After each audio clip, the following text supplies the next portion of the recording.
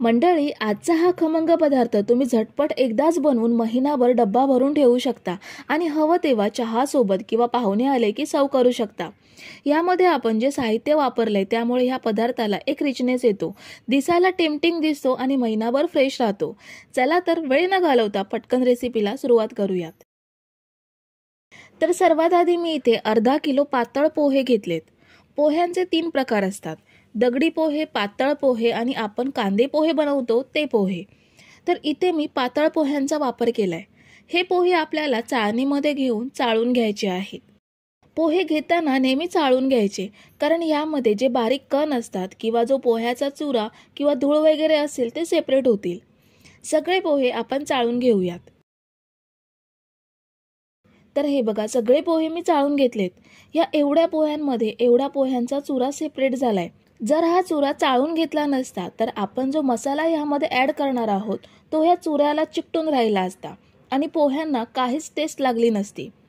आता हे पोहे आपण कढईमध्ये घेऊन मंद आचेवरती परतून घेऊयात। कढई चांगली गरम असेल तर 7 ते 8 मिनिटात पोहे चांगले गरम होतात। पोहे हातात घेऊन बघायचे, चांगले कडकडीत गरम लागले किंवा असा चुरा होऊ लागला की कढईमधून काढून घ्यायचे। शिल्लक पोहे आपण असेच थोडे थोडे घेऊन गरम करून घेऊयात। पोहे गरम करून घेतल्यानंतर आपण काही साहित्य तळून घेणार आहोत। तेल चांगलं गरम करून घेतलेलं आहे। तेलामध्ये अर्धा चमचा मीठ ॲड करणार आहोत। ह्यामुळे आपण जे साहित्य तळून घेणार आहोत ते अळणी लागणार नाही, त्याला सुद्धा छान टेस्ट यावी यासाठी मीठ ॲड केलं। आता या तेलामध्ये मी चाळणी ठेवून सगळे पदार्थ तळून घेणार आहे। सर्वात आधी मी इथे शेंगदाणे घेते। 200 ग्राम एवढे हे शेंगदाणे आहेत। शेंगदाणे आपल्याला मंद आचेवरती चांगले कुरकुरीत होईपर्यंत तळून घ्यायचे आहेत। चाळणीमध्ये तळून घेतल्यामुळे तेलातून हे पदार्थ बाहेर काढायला सोपं जातं, त्यामुळे अशी तारेची चाळण असेल तर ती अवश्य वापरा। प्लास्टिक जाळीची चाळणी मात्र वापरू नका, कारण ती जळून जाईल। तर शेंगदाणे आपण 7 ते 8 मिनिटे मंद आचेवरती छान तळून घेतले। शेंगदाण्यांचा रंग थोडासा डार्क झालाय आणि जे शेंगदाणे अर्धे झालेत ते थोडेसे डार्क दिसायला लागलेत की शेंगदाणे तेलातून बाहेर काढायचे। खूप जास्त डार्क होईपर्यंत तळायचे नाही, कारण बाहेर आल्यावरती सुद्धा त्यांची कुकिंग प्रोसेस चालू असते आणि ते करपट लागू शकतात। म्हणून एवढा रंग बदलला की शेंगदाणे तेलातून काढून घ्यायचे। आता आपण सुक्या खोबऱ्याचे काप तेलात तळून घेऊयात। 100 ग्राम सुकं खोबरं मी असे तुकडे करून घेतलेत। ह्याचे पातळ काप करून घ्यायचे, म्हणजे लवकर तळले जातात।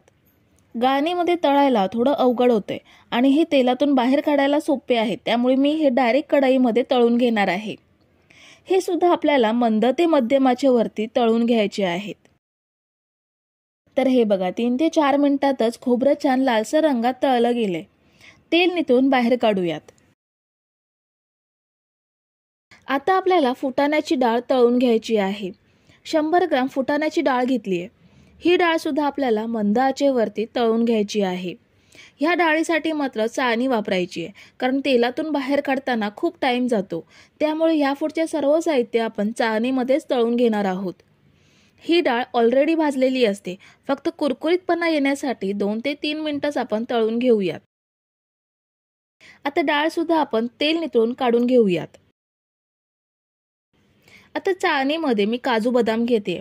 50 ग्राम काजू आणि 50 ग्राम बदाम घेतलेत। हे सुद्धा आपल्याला छान कुरकुरीत होईपर्यंत तळून घ्यायचे आहेत। हे बघा, काजूंना हलका सोनेरी रंग आलाय। हे सुद्धा तेल निथळून काढून घेऊयात। आता पुन्हा चाळणीमध्ये मी 50 ग्राम मनुके घेते।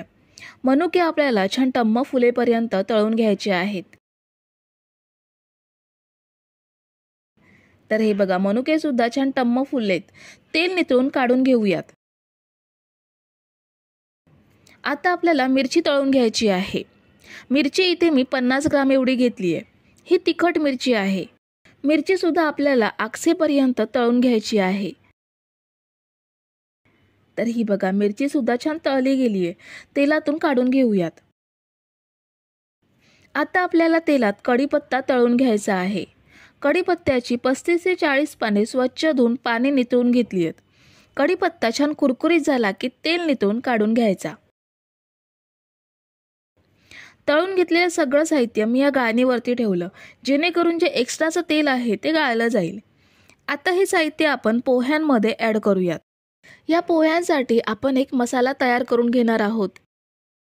मिक्सर जारमध्ये आपल्याला 4 चमचे साखर घ्यायची आहे। 1 चमचा बडीशेप घेऊयात।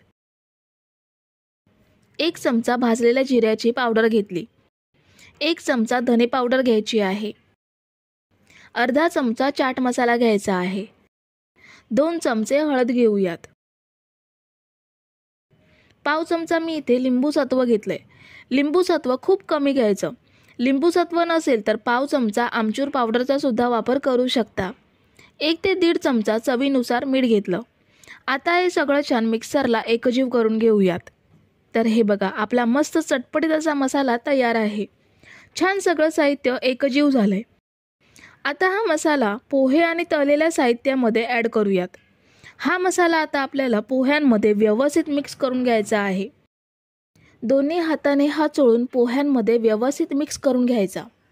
तळलेलं साहित्य गरम असल्यामुळे मसाला व्यवस्थित असा मिक्स होतो आणि पोह्यांना छान चिकटून राहतो। इथे एक टीप लक्षात ठेवा, जर पोह्यांना रंग छान असा पिवळसर आला नाही तर 3 ते 4 चमचे तेल गरम करायचं। यामध्ये 1 चमचा हळद मिक्स करायची आणि ते हळदीचं तेल पोह्यांमध्ये ॲड करून मिक्स करून घ्यायचं। छान रंग येतो पोह्यांना। तर हा बघा, आपला चटपटीत कुरकुरीत खमंग चिवडा तयार आहे। रंग बघा किती सुंदर आलाय, ते खूप सुंदर दिसतोय। बनवायला सुद्धा सोपा आहे आणि खायला सुद्धा चविष्ट कुरकुरीत खमंग आहे। प्लास्टिकच्या पिशवीमध्ये भरून हा हवाबंद डब्यामध्ये ठेवायचा। महिनाभर चांगला कुरकुरीत राहतो। तर मंडळी, रेसिपी कशी वाटली हे कमेंट करून नक्की सांगा आणि व्हिडिओला न विसरता लाईक करा। रेसिपी तुमच्या मित्रमैत्रिणींसोबत शेअर करा आणि चॅनलला सबस्क्राईब केलं नसेल तर लगेच सबस्क्राईब करून घ्या। थँक्यू।